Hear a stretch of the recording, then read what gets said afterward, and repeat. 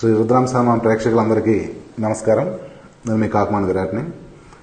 ఈరోజు మనం మాట్లాడుకునేది కొంతమంది అడిగారు, కాళీ ఉపాసన చేసిన వాళ్ళకి గురువు దూరం అవుతారా? ఈరోజు దాని గురించి మనం మాట్లాడదాము.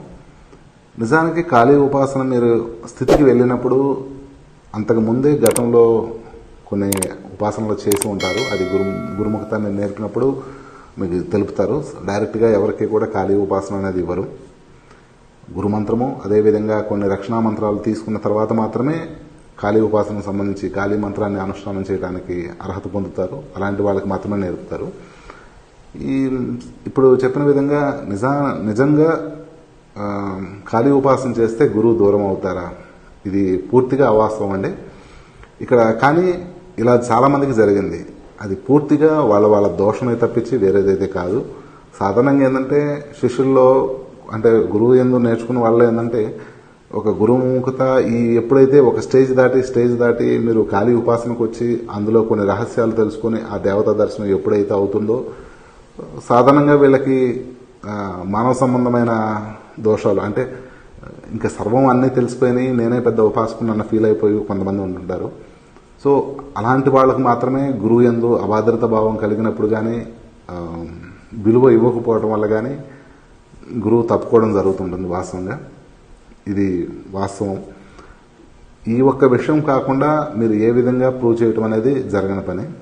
ఇది పూర్తిగా అంటే సాధకుడు వాళ్ళ శిష్యుడు ఎవరైతే ఉన్నారో వాళ్ళ దోషమే తప్పించి మీరు చెప్పిన విధంగా కాళీ ఉపాసన చేస్తే గురువు దూరం అయిపోతారా అనేది ఏం లేదండి. ఎంతో మంది ఉపాసకులు సాధన చేసి గురుముఖత ప్రసన్నం చేసుకుని వినయ విధేయులతో పూర్తి విద్యను అభ్యసించి కూడా ఇప్పుడు గురుసేవ చేసుకునే వాళ్ళు చాలా మంది ఉన్నారు.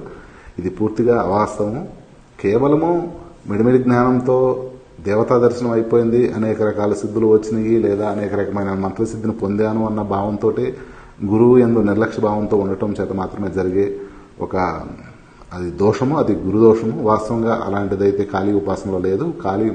కాళీ ఉపాసన చేసిన ప్రతి ఒక్కరికి ఒక జ్ఞానం అనేది, వినయ విధేయులతో ఉన్న వాళ్ళకి ప్రతి ఒక్కరికి ఒక జ్ఞానం అనేది అబ్బుతుంది. అది ఏమిటంటే వాళ్ళు ఒక శక్తి యొక్క నిజస్వరూపం శక్తిని చూడగలుగుతారు ప్రత్యక్షంగా.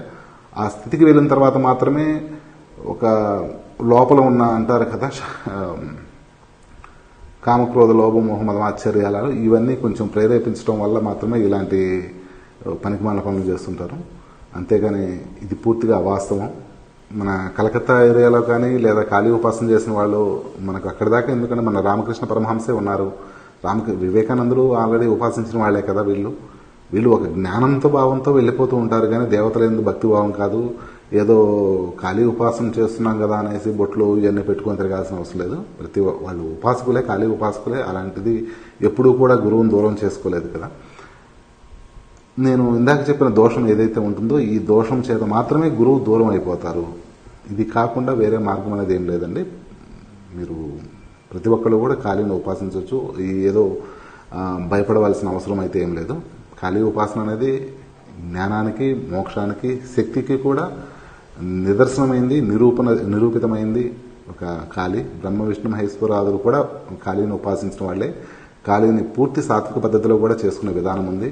మీరు గురుముఖత తీసుకున్నప్పుడు మాత్రము ఈ రహస్యాలు ఎలా చేయాలి అనేది మీకు తెలియపరుస్తారు. తీసుకొని దేవత యందు, గురువు యందు భక్తిభావంతో మిమ్మల్ని మీరు ఉద్ధరించుకోండి. సాధన ప్రయత్నంలో మీరు ముందుకు వెళ్ళండి. నమస్కారం.